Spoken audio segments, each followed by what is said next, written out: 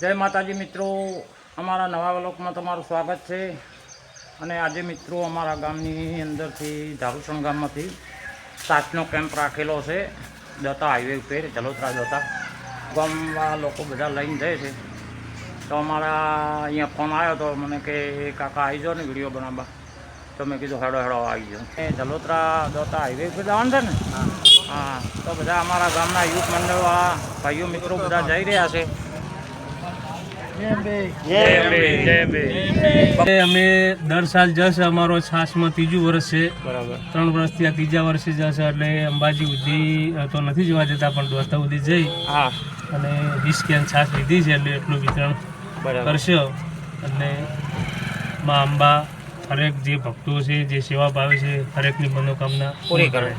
સેવા ભક્તિ છે, માતાજીને બહુ લાભ આલે. ને આ મિત્રો જુઓ, સાસ અહીંયાથી લીધી છે ગામની અંદરથી, અમારે ધારુસણ ગામમાંથી. લાલભાઈ બોલો કો. જય માતાજી. જય માતાજી. જય માતાજી. જય અંબે. જય અંબે. પાલનપુરથી અમે મોય આવતા રહ્યા.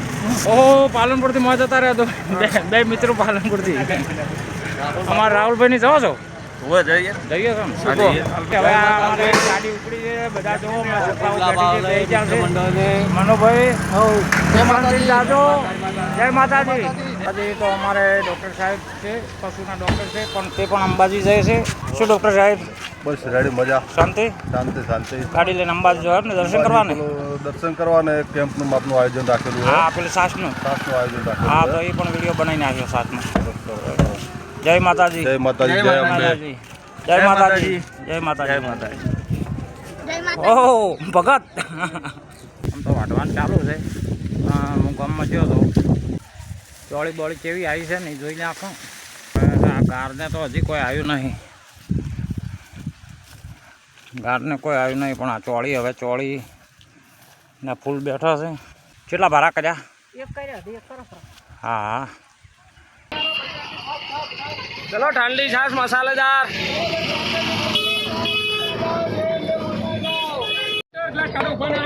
કાકા ઠંડી છાશ, કાળી ભેજની થોડી છાશ. આવો. હા.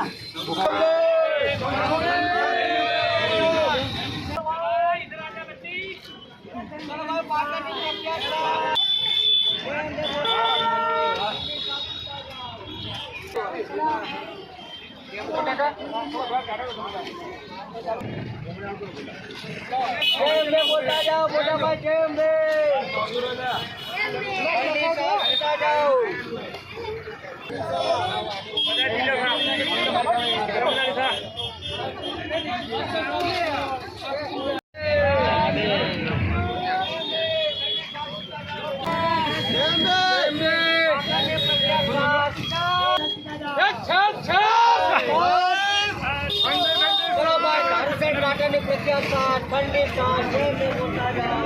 તમે પીવો કાળી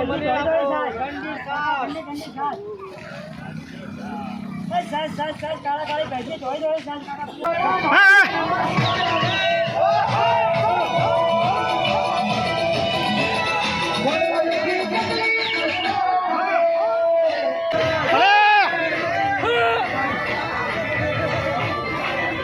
ભલે રમો પેલી કોર રમો.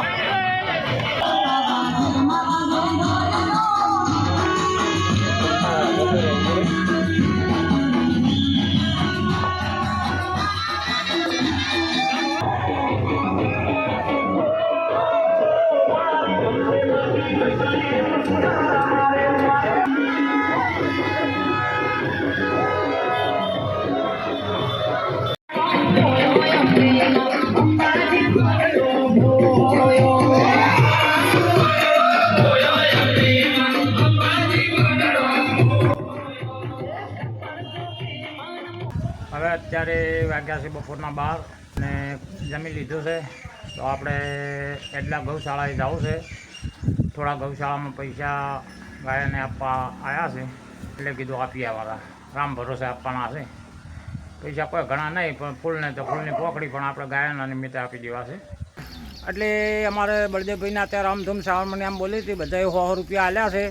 એટલે 1100 જેવા થયા છે. એટલે આપણે કીધું ગૌશાળામાં આપી દો ને ચોય બીજે આપવા નહીં. એટલે ગૌશાળામાં જઈને તેજરમ ને હું જઈને આપી આવશે. તેજરમ આગળ ઊભા છે એટલે બાઇકમાં એમને લઈ લેવો અમે તેજરમને. અને હવે અમે ગૌશાળામાં જઈએ છીએ. તો મિત્રો આવી ગયા છે એટલા ગૌશાળા. અમે તેજરમ ભગતને 2 જણા બધી ગાયો બતાવી ગયા. બીમાર ગાયો ગૌશાળાનું લોકેશન બતાવવા મિત્રો. તો તમે પણ જોઈ લેજો. ક્યાંથી આવ્યું રોજડીનું બચ્ચું? આજે કુવામાં પડી લે કુવામાં પડી કૂવામાં પડી ગયો હતો. હા એક બીજો છે. બે છે આ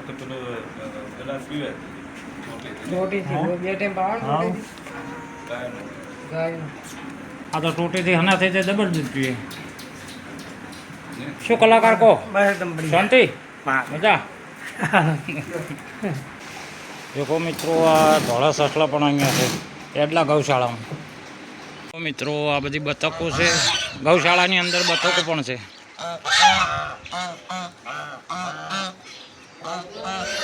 આ ગાયો બધી બીમાર છે. તો બીમાર ગાયની સેવા થાય છે અહીંયા. અને કુલ 235 ગાયો છે. તો અહીંયા સેવા કરવાવાળા માણસો પણ છે. મિત્રો ગાય ને રોજ બધો ભેળો બેઠો છે. તો રોજણી પણ અહીંયા થાય છે. આ ગાય એકદમ બીમાર પડી છે. તો અહીંયા ડૉક્ટર પણ સેવા કરે છે નાગજીભાઈ. આ બધી ગાયો બીમાર છે. તો અહીંયા એટલા ગૌશાળામાં બીમાર ગાયની સેવા થાય છે. અને લોકો સેવા પણ કરી રહ્યા છે. મિત્રો આ અમારા ધનાસરાથી કનુભાઈ છે. અને તો નાગજીભાઈ ડૉક્ટર છે અહીંયા એટલાના જ છે. અને કાયમ 24 કલાક હાજરી આપે છે અને ગાયની સેવા કરે છે. તો ખરેખર તો ધન્યવાદ એમને કહેવાય. અને પરમાત્મા એમને ખૂબ ખૂબ લાભ આપે. અને કનુભાઈ તમારા ગાયો વિષયમાં કંઈ કહેવાનું? બસ ગાય આપણી માં હે, ગાય વિશ્વ સે માતરઃ. ગાયને બને એટલી સેવા કરો. ગાયની સેવા એ જ કળિયુગમાં પરમો ધર્મ. ધર્મ છે, આપણો ગાયની હિન્દુનો સેવા, ધર્મ છે. હા. બસ ધર્મનું કર્મ ગાય ગાય જ છે.